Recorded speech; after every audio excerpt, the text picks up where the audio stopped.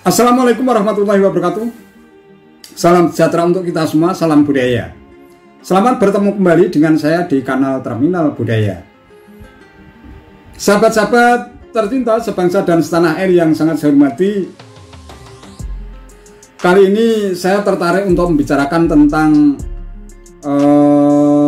pembacaan replik atau tanggapan terhadap pledoi atau pembelaan salah satu terdakwa kasus ujaran kebencian ITE dan penistaan agama, yaitu Bambang Trimulyono, yang berlangsung pada hari Selasa tanggal 4 April tahun 2023. Ya, seperti kita ketahui bahwa replik ini merupakan salah satu acara persidangan yang cukup menarik karena jaksa penuntut umum akan membuktikan bahwa tuntutan yang pernah disampaikan setelah pihak terdakwa ini menyampaikan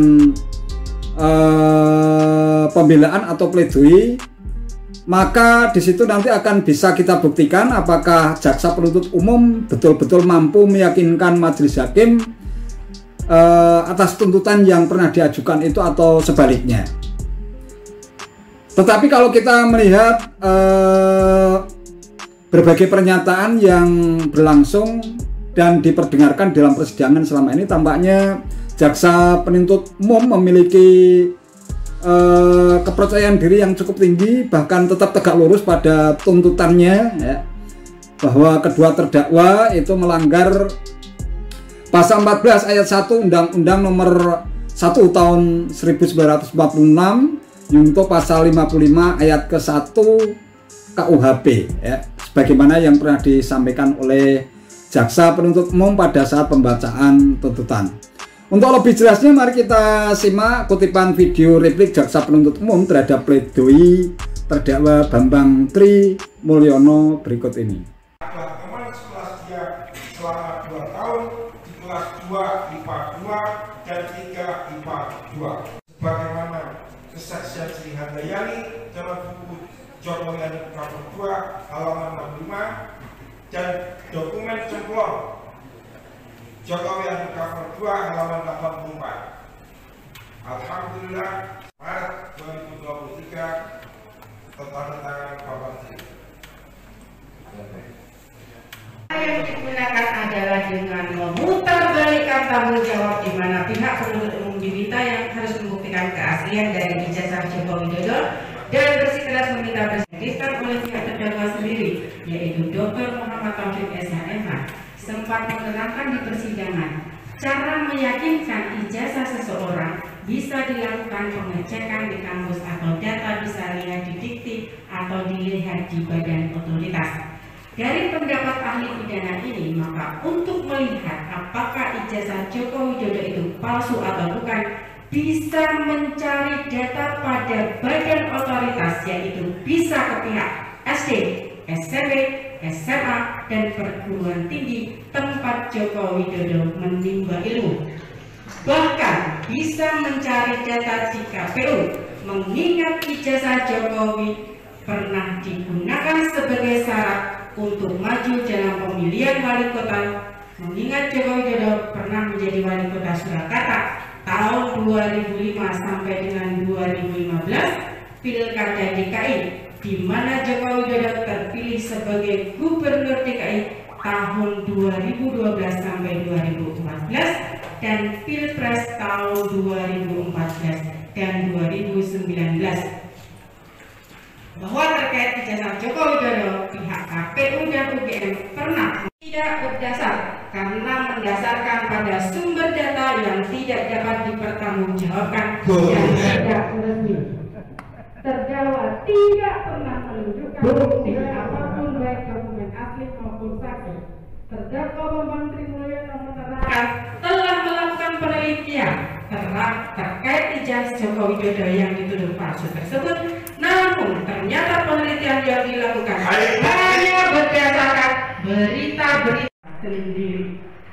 Bahwa mengenai buku Jokowi Ambil Nomor 2 lelaki berijazah palsu, buku tersebut belum pernah diterbitkan dan belum pernah diuji secara ilmiah maupun akademis, sehingga menurut kami belum bisa dijadikan rujukan, apalagi data dan variabel penelitian dalam buku tersebut juga dipertanyakan kevalidannya. Majelis hakim yang terhormat, sidang yang kami muliakan, setelah kami menyampaikan tanggapan atas pembelaan dari terdakwa, maka kami jaksa penuntut umum mengambil kesimpulan dan menyatakan bahwa jaksa penuntut umum tetap pada tuntutan yang telah dibacakan dan disampaikan pada persidangan tanggal 21 Maret 2023. Demikian tanggapan terhadap pembelaan terdakwa ini kami buat dan bacakan dalam persidangan hari ini, Selasa 4 April 2023. Semoga Tuhan Yang Maha Esa selalu berkekuatan kepada kita semua. Hormat kami, tim jaksa penuntut umum.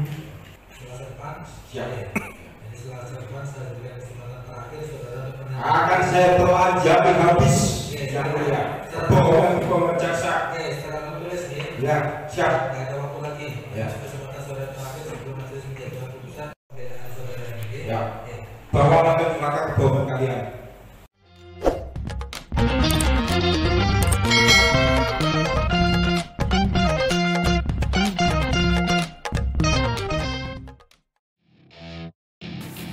Ya, sungguh menarik ya.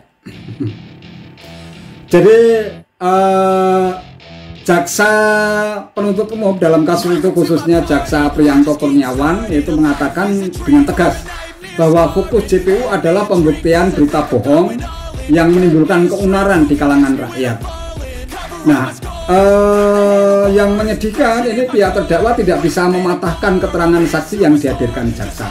Coba kita simak pernyataan dari jaksa penuntut umum Apriyanto ya, bahwa baik terdakwa dan kuasa hukumnya tidak bisa membuktikan saksi fakta dan alat bukti itu tidak ada. Jadi yang dituduhkan ijazah Presiden Jokowi palsu itu palsunya di mana? Siapa yang membuat ijazah palsu itu? Kapan dibuatnya kan tidak jelas. Itu argumen yang disampaikan oleh jaksa penuntut umum Apriyanto sebagaimana yang dilansir di detik.com tanggal 4 April 2023.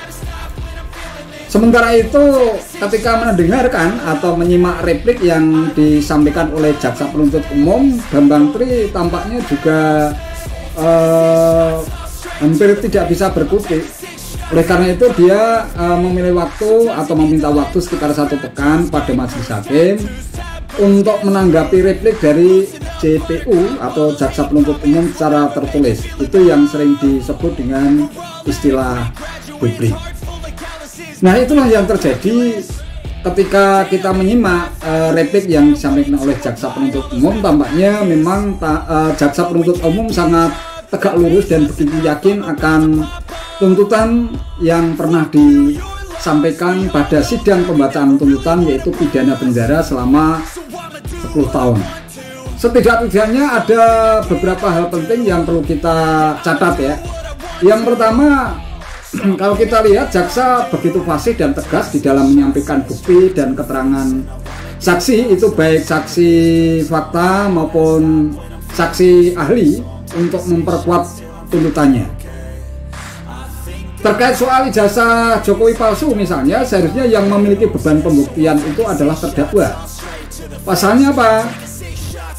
Ya, pokok perkara yang disidangkan dalam kasus ini sesungguhnya adalah ujaran kebencian, ITE, dan penistaan agama yang terkait dengan dugaan ijazah Jokowi palsu.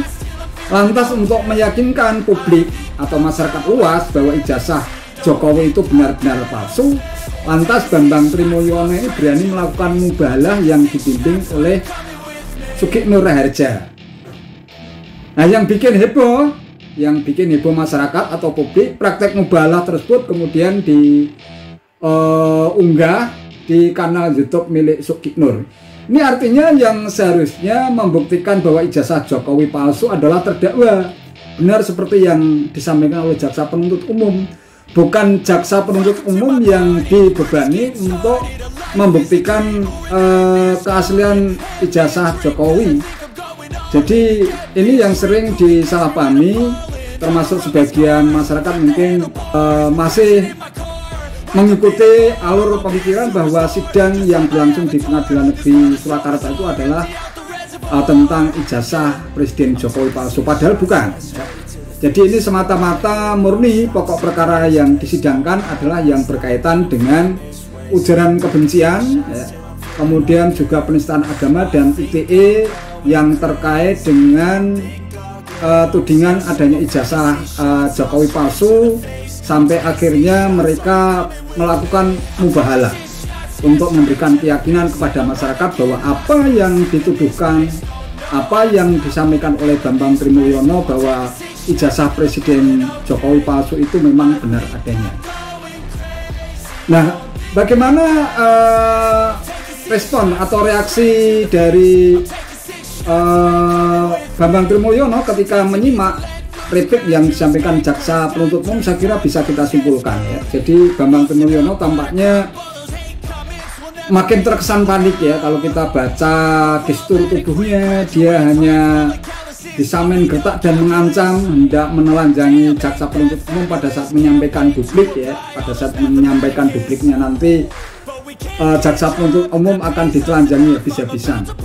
Bahkan pada momen-momen tertentu Bambang Trimulyono ini tampaknya tidak sanggup untuk menyimak replik yang disampaikan oleh jaksa penuntut umum, sampai-sampai Bambang Trimulyono ini harus menutup kedua telinganya kanan kiri untuk membiarkan jaksa penuntut umum menyampaikan repliknya tanpa dia mendengarnya. Jadi ini merupakan salah satu bukti betapa situasi psikologis yang dihadapi oleh Bambang Trimulyono belakangan ini memang sudah merasa tidak nyaman.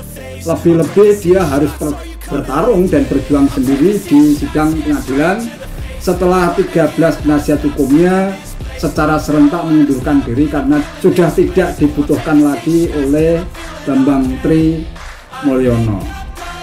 Meskipun demikian, kita harus tetap menyimak bagaimana nanti vonis yang akan disampaikan oleh majelis hakim, karena hakimlah yang berhak untuk menyampaikan putusan atau vonis.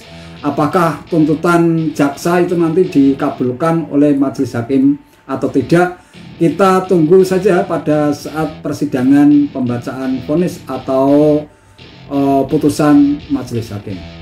Hanya itu saja yang bisa saya sampaikan. Terima kasih atas perhatiannya. Sampai bertemu kembali pada konten berikutnya. Wassalamualaikum warahmatullahi wabarakatuh.